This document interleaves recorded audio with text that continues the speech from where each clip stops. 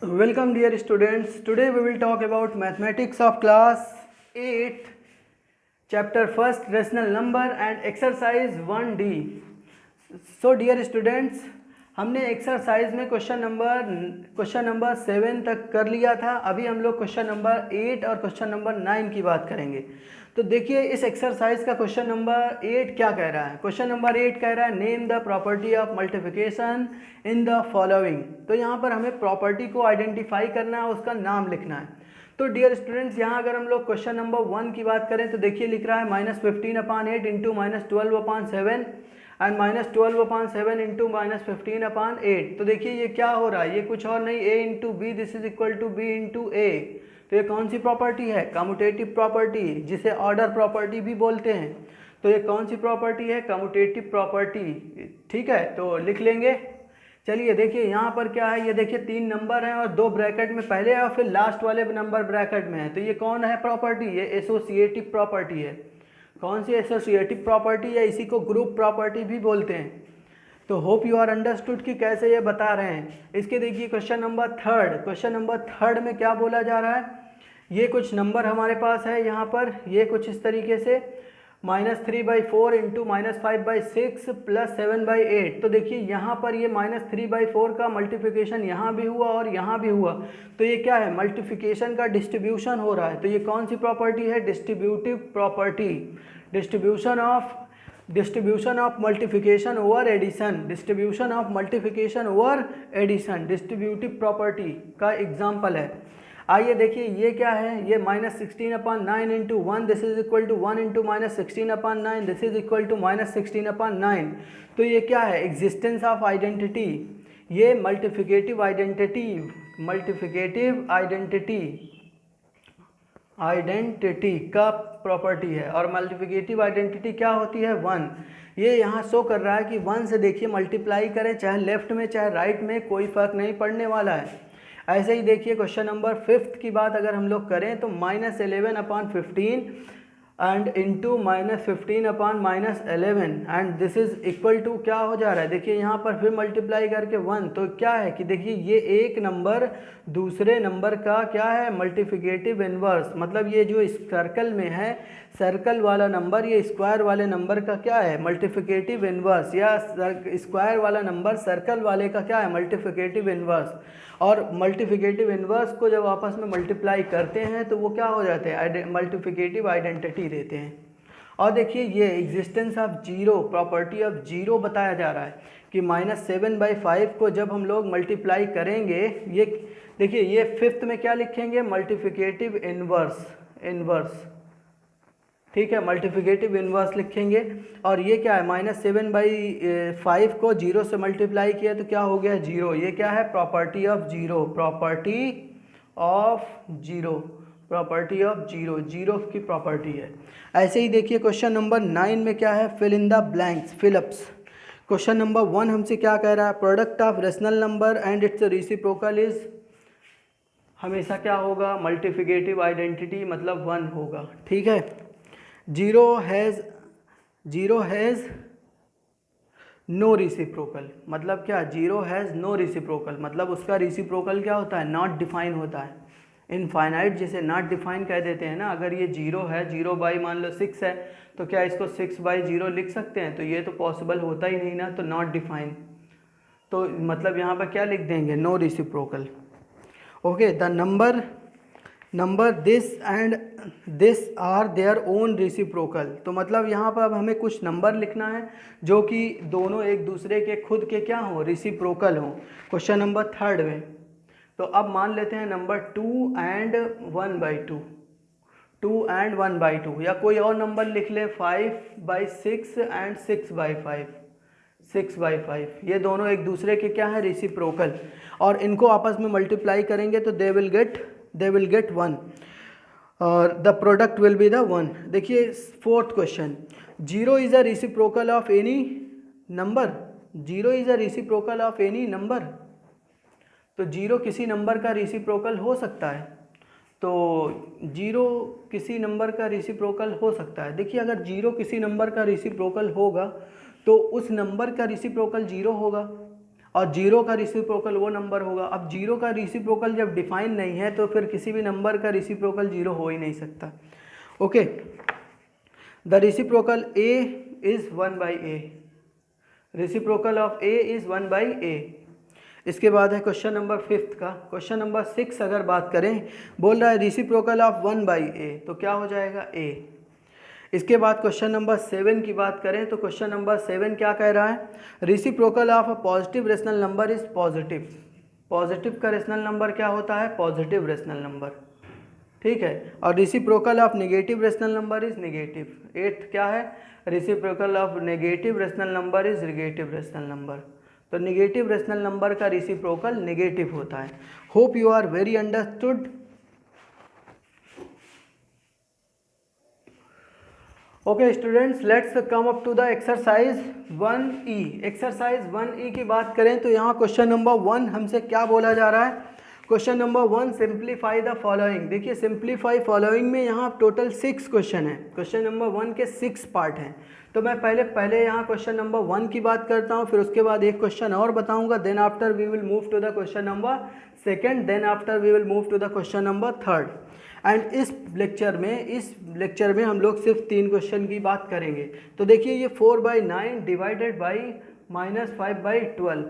अब इसको क्या बोला जा रहा है, सिंप्लीफाई। सिंप्लीफाई मतलब इसको सॉल्व करिए। अब फाइनली यहाँ देखिए 2 नंबर के बीच में यहाँ डिवीज़न है। सो डियर स्टूडेंट, देखिए यहाँ 4/9 और ये डिवीज़न को जब हम यहाँ उठाकर मल्टीप्लिकेशन बनाएंगे, अगर हम ये प्रॉपर्टी बहुत ही ध्यान से समझ लें, जब इस डिवीज़न को यहाँ मल्टीप्लाई बनाएंगे तो इसका हमें क्या लिखना पड़ेगा, रेसिप्रोकल। तो इट विल बी 12/-5।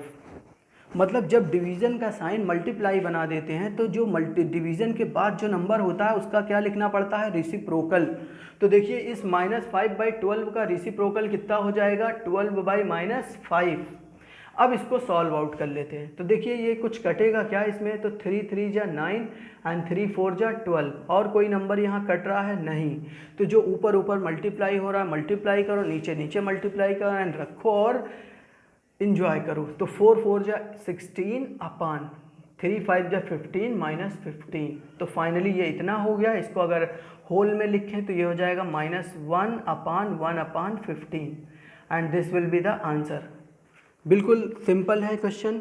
ऐसे ही देखिए क्वेश्चन नंबर 6 मैं कर रहा हूँ आपके लिए, बाकी बचे हुए क्वेश्चन आप लोग करेंगे। देखिए यहाँ -65/14 है डिवाइडेड बाई 13/7 है। देखिए यहाँ पर सेम है -65/14। अब क्या करते हैं, अगर इस डिवीज़न को मल्टीप्लाई बनाया हमने तो यहाँ इसका क्या लिखना पड़ेगा, डिवीज़न के बाद जो नंबर है उसका रेसिप्रोकल लिखेंगे। तो देखिए 13/7 का क्या कर लेंगे, रेसिप्रोकल लिखते हैं। तो ये हो जाएगा 7/13। 7/13। अब ये 7/13 का क्या करते हैं, देखिए 13 1 जा 13, 13 5 जा 65 एंड क्या और क्या, देखिए ये 7 का कहीं से कट रहा है क्या, 7 से 7 1 जा 7, 7 2 जा 14। और कहीं से कुछ कट रहा है नहीं। तो ऊपर ऊपर मल्टीप्लाई, नीचे नीचे मल्टीप्लाई, जो साइन है उस साइन को लीजिए और आंसर। तो देखिए 5 1 जा 5 -5/2 1 जा 2 आंसर। तो ये हो गया हमारा आंसर। तो बिल्कुल ऐसे ही ये है क्वेश्चंस, ये सारे क्वेश्चंस हमें करने हैं। देखिए आइए बात करते हैं क्वेश्चन नंबर 2। क्वेश्चन नंबर 2 में बोल रहा है verify whether the given statement is true और फॉल्स। देखिए यहाँ पर 4 क्वेश्चन है। फिलहाल मैं यहाँ पर कोई भी 2 क्वेश्चन आपके लिए करूँगा। देखिए यहाँ पर है 13/5 divided by 26/10 and equal to लिखा है 26/10 डिवाइडेड बाई 13/5। डियर स्टूडेंट, ये पहले ही फॉल्स हो जाएगा, मैं यहाँ बता दे रहा हूँ, पहले ही फॉल्स हो जाएगा, ये वेरीफाई नहीं होगा। वेरीफाई बताना है कि ये ट्रू है कि फॉल्स है, ये ट्रू है कि फॉल्स। तो अब यहाँ पे ये देखिए LHS है, LHS, और यहाँ पर ये क्या है, RHS। अगर ये वेरीफाई होगा तो लिख देंगे वेरीफाइड और लिख देंगे ट्रू। अगर ये वेरीफाई ना हुआ तो क्या लिख देंगे, नॉट वेरीफाइड एंड लिख देंगे फॉल्स। तो अब देखिए यहाँ पर LHS पहले कैलकुलेट करते हैं। LHS 13/5, अगर ये डिवीज़न है, डिवीज़न 26/10। अब देखिए ये 13/5 डिवीज़न को अगर मल्टीप्लाई में बनाया हमने तो इसको क्या लिखेंगे, 10/26। दिस 13 1 जा 13, 13 2 जा 26 एंड 15, 5 1 जा 5, 2 जा 10, 2 से ये 2 कट गया, फाइनली सब कुछ कट के क्या हो गया है 1, सब कुछ कट के क्या बन गया है 1। ऐसे ही देखिए RHS की बात करते हैं, तो RHS हो गया 26/10 डिवाइडेड बाई ये है 13/5, तो फाइनली ये हुआ 26/10 इंटू ये हो जाएगा क्या 5/13, 13 1 जा 13, 13 2 जा 5 1 जा 5, 5 2 जा, तो फाइनली 2 से 2 कट गया और फाइनली ये हो गया है 1। तो यहाँ हम लोग देख रहे हैं कि क्या LHS भी 1 आ रहा है और RHS भी 1 आ रहा है, मतलब LHS is equal to RHS, LHS equal to RHS, मतलब यहाँ पर दोनों ही 1 आ रहा है। इसका मतलब ये क्या हो गया वेरीफाइड, वेरीफाइड मतलब ये क्या है, ये ट्रू है, ये ट्रू है। अच्छा, यहाँ पे बहुत ही सिंपल सी बात ये समझे कि ये दोनों नंबर क्या हैं, इक्वल हैं, तो इसलिए इनको इनसे डिवाइड करें चाहे इनको इनसे डिवाइड करें, ये दोनों क्या आएंगे, सेम आएंगे। लेकिन अगर इन जनरल नंबर्स लेके ऐसे इस तरीके से लिखेंगे तो वो फॉल्स हो जाएगा। आफ्टर ऑल हम लोग यहाँ पर देखते हैं, आइए एक और क्वेश्चन नंबर 4, सेकंड का 4th क्वेश्चन पिक करते हैं और उसके लिए ये वेरिफिकेशन देखते हैं तो उसके लिए क्या आता है। देखिए ये 4th क्वेश्चन में हमें यहाँ लिखा हुआ है -7/24 divided by 3/-16, this is equal to 3/-16 divided by -7/24। तो आइए LHS की बात करते हैं, हमारा LHS यही है, तो -7/24 यहाँ डिवाइडेड है 3/-16, ये हुआ -7/24 इंटू -16/3। अब क्या करते हैं, देखिए यहाँ ये माइनस एंड माइनस कट के प्लस हो गया, 8 2 जा 16, 8 3 जा 24, तो ये हुआ 7 2 जा 14/3 3 जा 9, इतना आंसर आ रहा है। आइए RHS को सॉल्व करते हैं, तो जब RHS को सॉल्व करेंगे देखिए ये कितना है 3/-16 डिवाइडेड बाई -7/24, तो ये हुआ 3/-16 इंटू ये हुआ -24/7। देखिए 8 से 8 2 जा 16, minus and minus get cancel and 8 3 जा 24, फाइनली ये 3 3 जा 9/7, 2 जा 14, 9/14 आ रहा है। तो देखिए ये 9/14 आ रहा है और ये 14/9 आ रहा है, तो ये दिखा रहा है कि LHS not equal to RHS, LHS RHS के इक्वल नहीं है, so not verified, not verified, and यहाँ क्या लिख देंगे फॉल्स। तो कुछ इस तरीके से हमें प्रोसीड करना है। देखिए मैंने क्वेश्चन नंबर 1 का फर्स्ट किया और 4 किया, तो देखा यहाँ पर ये आ रहा था इक्वल, तो इसको लिख दिया ट्रू, ये वेरीफाइड है, जबकि ये नहीं वेरीफाइड हुआ तो इसलिए इसको फॉल्स लिख दिया।